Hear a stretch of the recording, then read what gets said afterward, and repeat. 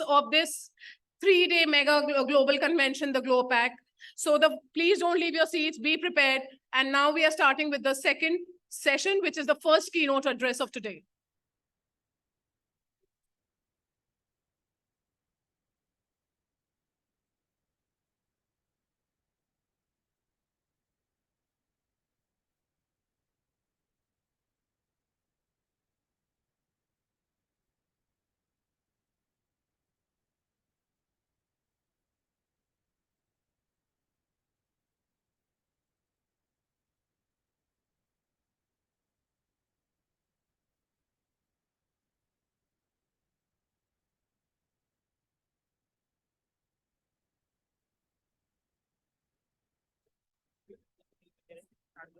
Now we are just starting in next 2 minutes.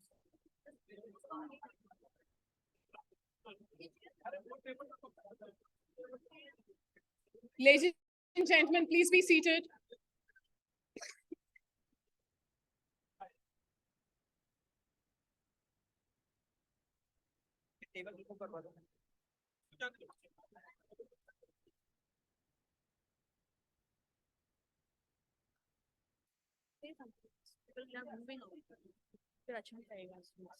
I know, but we are just setting the table.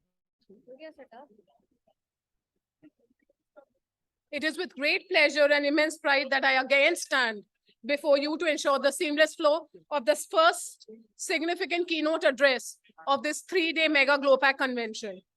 The topic being India's economic resurgence, empowering CAs for a global role. People, please step down. For the dais, we are starting. So can we get the dais be a little cleared so that we can rearrange for the next session? Sir, can we have the dais a little clear so that we can rearrange for the next session?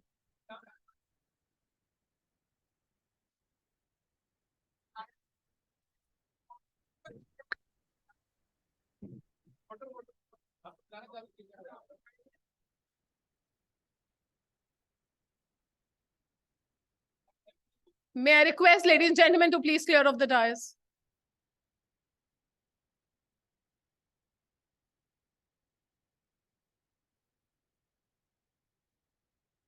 Thank you so much. We have gathered here to delve into the critical role that a chartered accountant plays in shaping the economic narrative of our great nation and by extending it to a global stage. In this transformative session, we are honored to have with us CA Dr. Rajkumar Adukia ji, the Central Council member of ICAI. I request you, sir, to please occupy your seat on the dais. A huge round of applause, ladies and gentlemen, as we welcome the Central Council member, Dr. Adukia.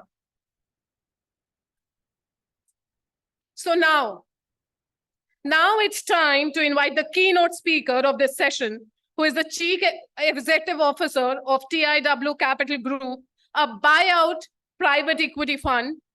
Their investment are SME focused and sector agnostic. Their primary idea is to invest in inefficient startups, underperforming assets, fragmented and low capital intensity businesses. Ladies and gentlemen, please join me in extending a warm welcome to our esteemed keynote speaker, all the way from Singapore, Mr. Mohit Ralhan. Thank you so much, sir. Mr. Ralhan, he's here already. Thank you so much, sir, for joining us. And he's one person I had the opportunity of sharing breakfast with him in the hotel. And he said, this is one institute where you want to network and go anywhere, plan a seminar, and you'll find an absolutely amazing number of people. And there is one more opportunity which we have today. Now I request CA Dr. Rajkumar Adukia, sir, for his opening remarks.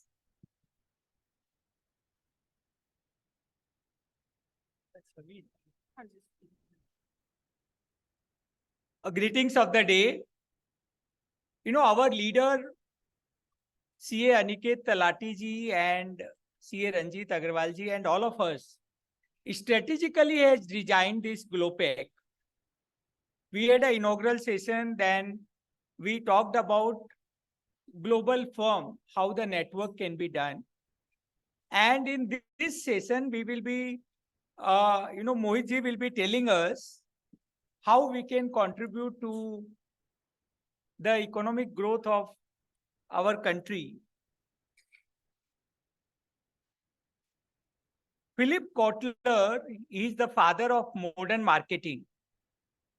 He has defined marketing as to find out the need of the businesses or the need of the individuals and providing goods and services to these businesses, individuals, countries. And if we look at Adam Smith, Wealth of Nation, and Stephen Covey's, out of 7 habits, the 4th habit, win-win. I consider chartered accountant as the best suited professional for economic growth or marketing. We council member goes to our home once a week, and I ask my wife Sangeeta, she is here, questions, what was done in a week, where she visited, what amount she spent. She tells me that her friend's husband do not ask these questions. So I say that the profession responsible for this habit of mine is chartered accountancy. One skill which we learn the day we join CA profession is professional skepticism, inquiring attitude. And this inquiring attitude, friends, believe me, can do a miracle in increasing the top line of the businesses. We had Italian mathematician Luca Pacioli, who gave us the double entry principles in 1494. And the accounting standard came into existence in 1930 after the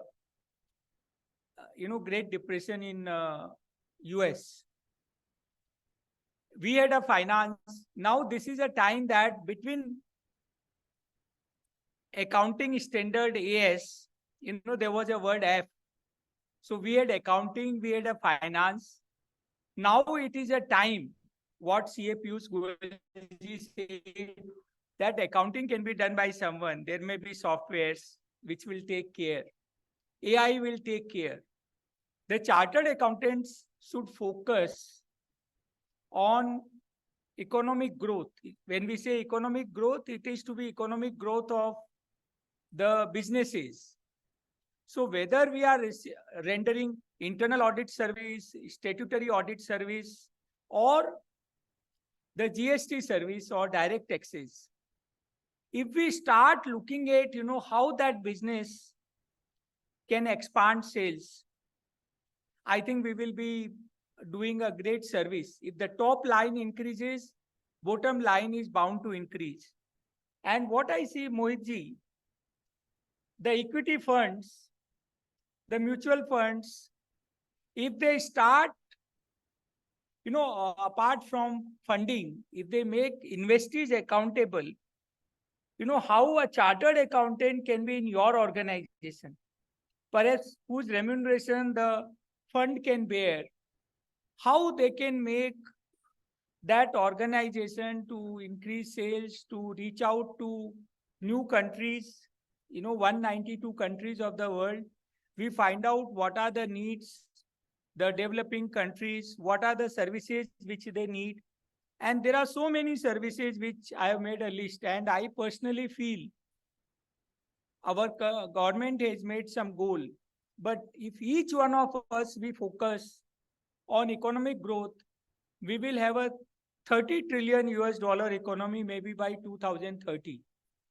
So have a look at, what is our aptitude. Simon Sinek book we should read, start with why.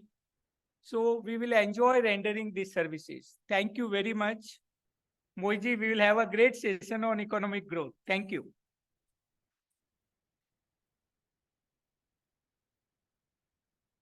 Thank you so much, sir, for setting the tone for the session.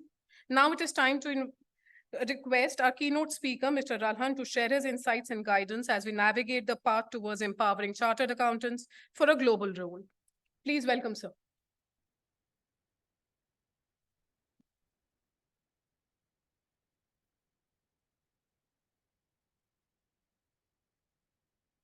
Good evening, everyone. Distinguished guests, it's an honor to be here at the 75th year celebration of ICAI. And I do remember in the morning mentioning that in the 192 countries you mentioned, one of the strategies of TIW Capital Group, if we go to a new country where we don't know anybody, then we just request for a seminar with ICAI chapters who are always very kind to associate. And in a matter of few hours, we end up knowing 100 people. Now, let's understand the depth of that statement. Large countries around India, we all know the names, do not have this advantage. Sir, you spoke about certain books and you gave example of 15th century. Extending that logic, I want to start by saying that the modern society, as we see today in this room, started with the Renaissance of Industrial Revolution in the 17th century. The 17th century Renaissance gave massive power to Europe and West. Fast forward to 21st century, I'm quite certain all of you and we'll agree that the Renaissance of 21st century is clearly technology. Now, technology is doing something big. Is the presentation on? Yeah. Technology is doing something big. We are listening to situations like de-dollarization, many changes happening in the world order. So in the first part of my discussion, I'm going to talk about the change in the world order and hence the opportunities for the entire community. What technology is in reality doing, it's decentralizing the power in the hands of not just consumers, but also businesses.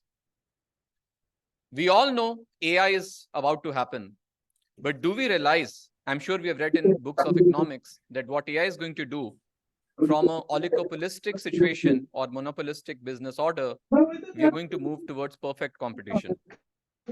Because SMEs can compete with the best brains using AI. What an opportunity for the CA community. In that context of the world order changing, I like to I like to set the context of post-World War II environment. What happened post-World War II? That any country in the last 70 years, where the average age was in late 20s to early 30s, grew extremely well for 20-25 years. So it is not by chance that Amrit Kaal is going to happen in the next 25 years. It's going to happen because the government policy making and the consumerism, and both going hand in hand, is an extremely powerful tool. The baby boomers in America in 1950s, Margaret Thatcher days in UK, Japan in 1960s, South Korea, Seoul Olympics 1983, China in 1990s, emerging Asia, and of course, India as a leader in the space. I was recently at the House of Lords in the Institute of Director Events. And what I told there to majority of the Lords who were sitting, that there's a saying in India, in Bharat, that when you buy a house, you want the door to be northeast facing. So if you look at the Northern Hemisphere from United Kingdom and look eastward, you will find the pivot of the planet, which is India, because we are in the northeast. I want to say with pride that wherever we go, today as TCG, we have offices in 10 countries. We manage $1 billion. We are present in Malaysia. We headquartered in Singapore, of course, India, Oman, Bahrain, UAE, Mongolia, UK, Mauritius, many places. The respect for Indian accounting professionals, the respect for Indian technology experts, the respect for Indian doctors, nurses, and pharmacists is unprecedented. This is going to give massive opportunity in the business context. Do we know that by 2045, while we do know how much India is going to be in terms of the GDP, the world order will change because of what's going to happen in the next 20 years. Asia is going to be 50% of world GDP.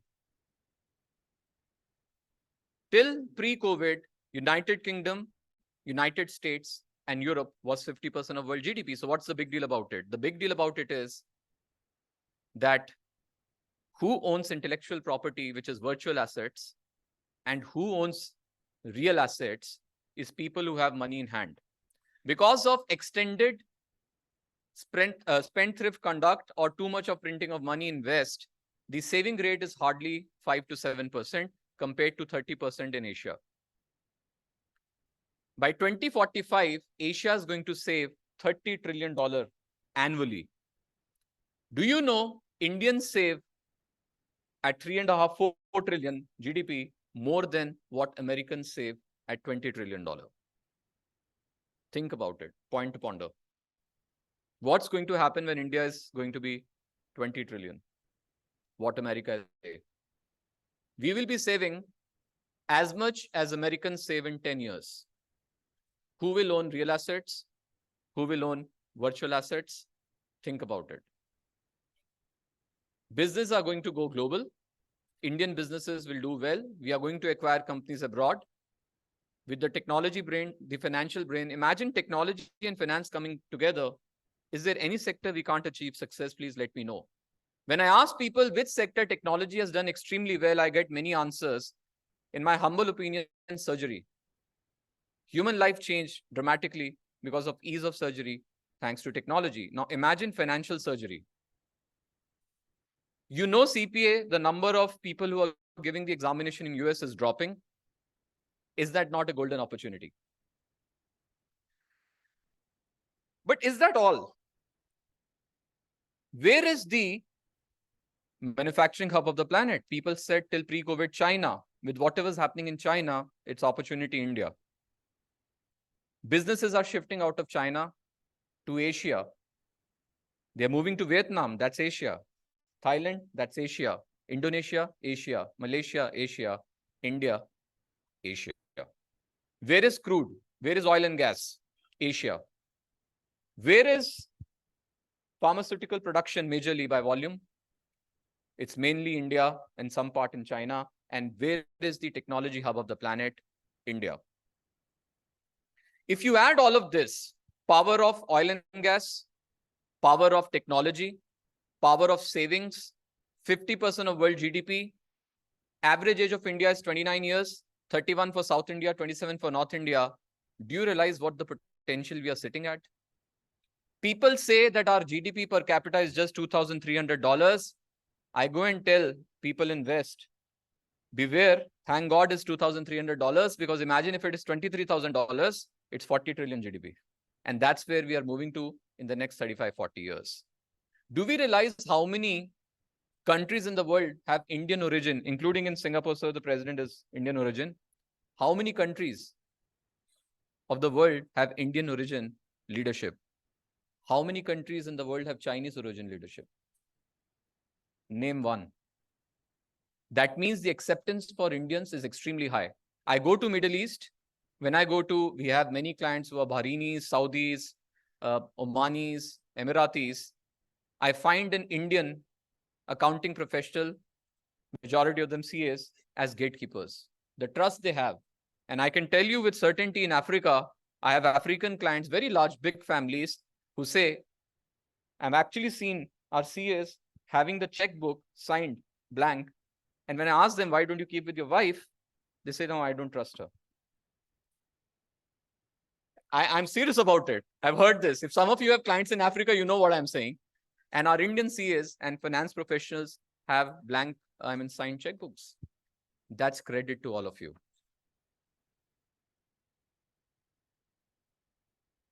My business is flourishing thanks to one change which happened in 2016. When I was 23, sir, of course, IITs and MBA worked so hard to get studies. I had just a bicycle. In 2016, one change, FEMA regulation change, and Government of India made a change to allow foreigners to invest in India without a PAN card. With 100% repatriation of money, created TIW Capital Group, and from zero, we became $1 billion. These are practical live examples of how our country's policy making has supported us. So when Aniket ji came to Singapore, I said we will support because we have got so much from the country, and Somnath ji is here. I said we will have to support. So now let's come to the point in terms of opportunities. India is going to be ranked 3 as per global data because of the political challenges. 1931 crisis you spoke. So let me take a minute to explain this. In 2022, both bond and stock markets fell badly. Now, what's the big deal about it? It's one of the rare years because in the last 100 years, this happened only twice.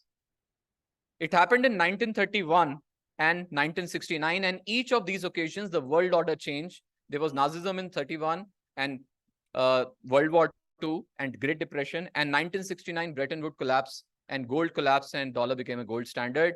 This has happened third time. How many countries could have dared to say de-dollarization till pre-2022? Today, we are openly talking about it.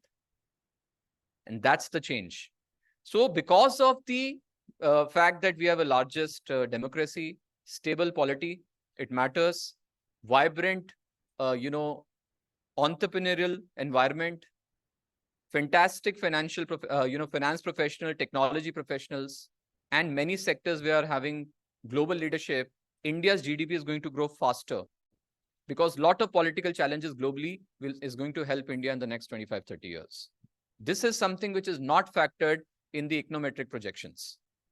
Because when you don't trust a counterparty, what do? You move the ship business out. Coming to opportunities for CAs, I think the incredible India journey will become inevitable India in the next 10 years. It matters.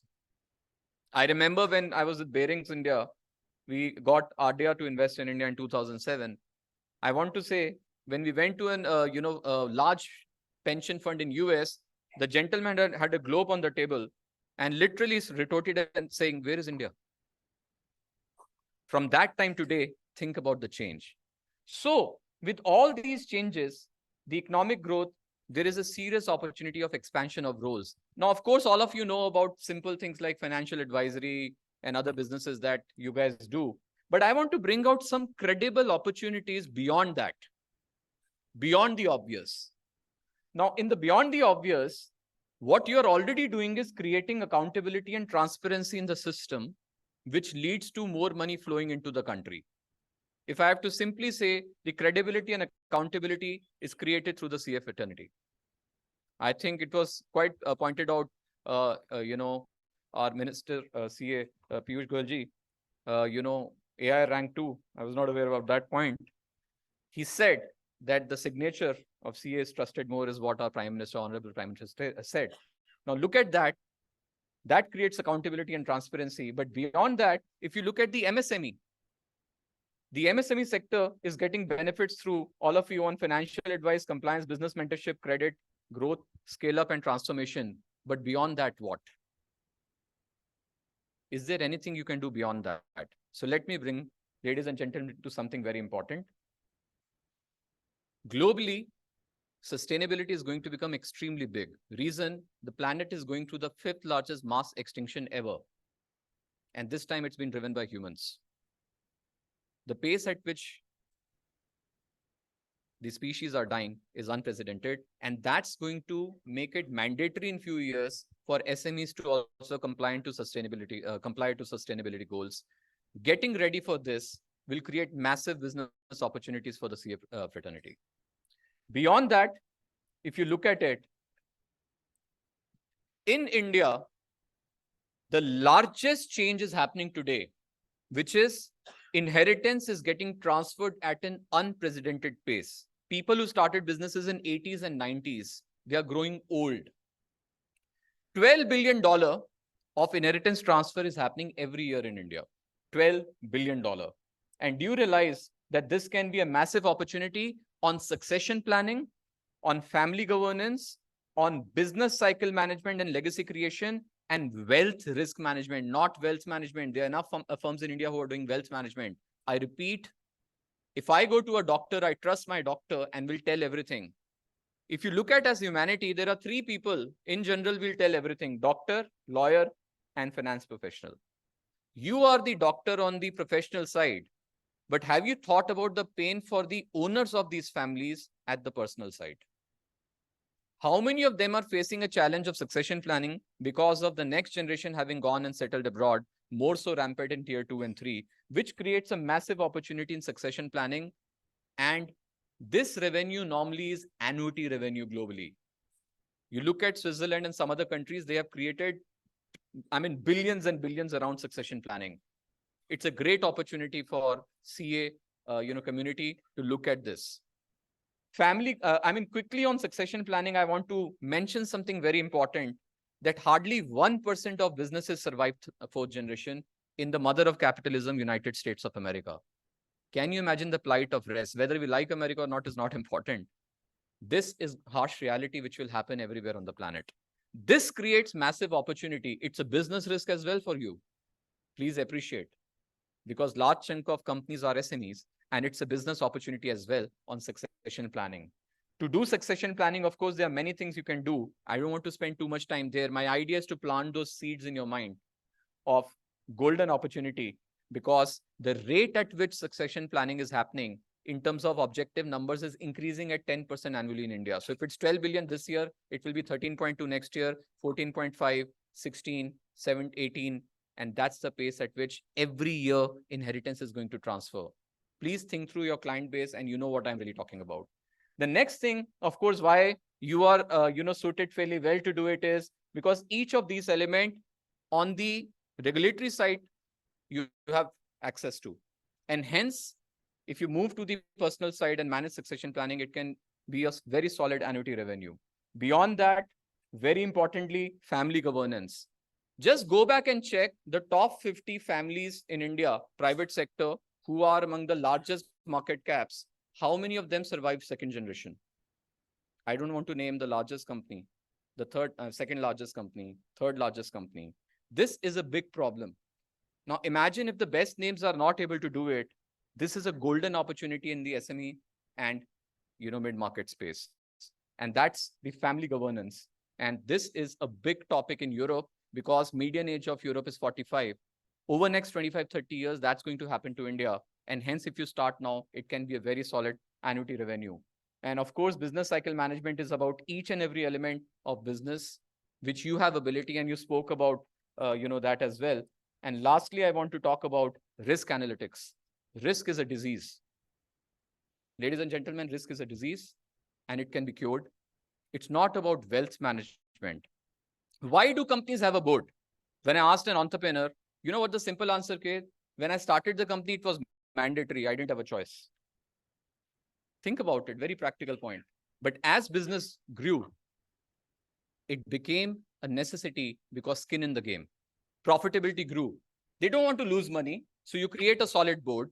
And when you create a solid board, you are creating maker checker. You're creating a risk manager. But tell me, how many clients of yours have a risk committee for their personal wealth? How many financial services wealth management companies talk about risk management for their personal wealth? Who is best suited to do it? The CA community.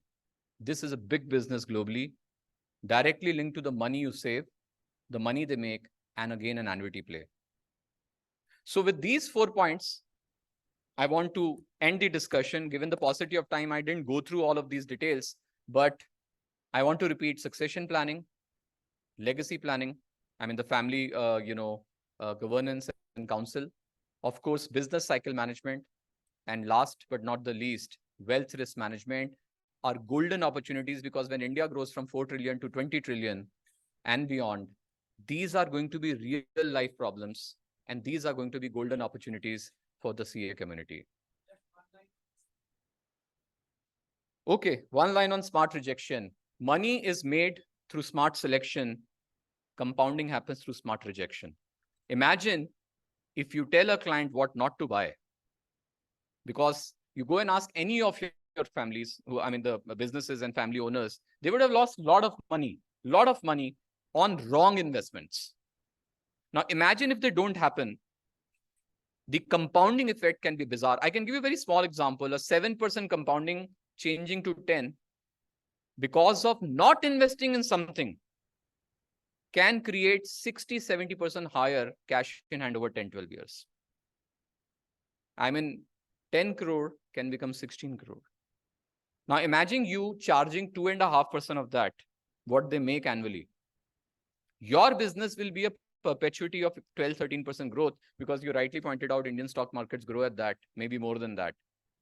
So think beyond obvious. You're looking at the businesses. There's a golden opportunity at this side, which is not wealth management, but succession planning, legacy planning, risk management, wealth risk management, and business cycle management. And these are, I can tell you, we are doing this globally. To my pleasant surprise, when I was in Thailand recently, sir, Indian origin family, after a session through ICAI chapter, next day, my team got a call and very large client, Gujarati community. He actually third generation Thai. He said, and he's with UBS. He said, can you please set up a risk management function for us? It's a real pain. And you know what we earn? Everything they will tell us, first of all. And we end up earning 2.5% of whatever they make. Sounds small, compound it.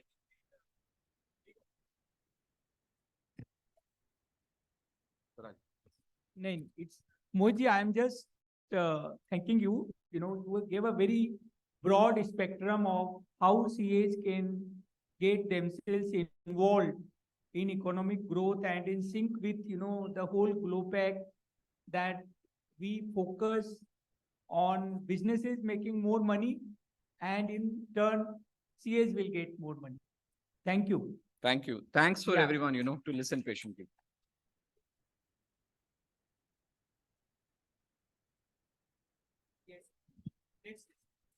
As we draw curtains to this enlightening session, I'm filled with gratitude and profound sense of appreciation for the wisdom and expertise that has been shared with us today. Our sincere thanks goes out to our keynote speaker, Mr. Ralhan, for gracing us with his presence and for sharing invaluable insights. Before we bring this session to close, it's my honor to express deep appreciation to our speaker.